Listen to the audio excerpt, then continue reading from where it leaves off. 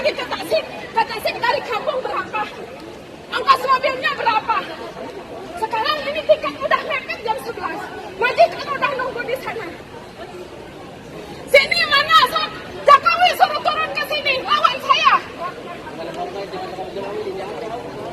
Saya udah sabar selama 7 bulan, diam aja di rumah. Makan gak ada yang kasih. Bagus. Ayo lawan TKW itu udah bisa negara. Kalian dibayar itu sama siapa? Sama TKW. Saya yang susah-susah. Ini gara-gara swab. Gara-gara kenapa, Bu? Ini gara-gara ini swabnya gagal. Kok bisa gagal? Pengeluarannya waktu bikinnya. Yang salahnya dari rumah sakit juga.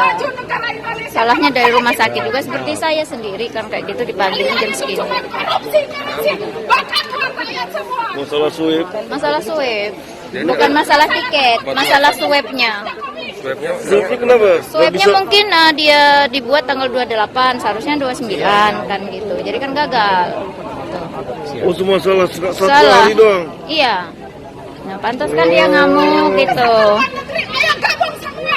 Kalau bisa lawan Jokowi suruh turun. Kalau emang butuh rakyat.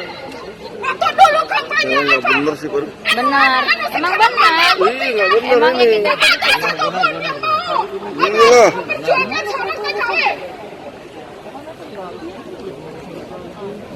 Kalau saya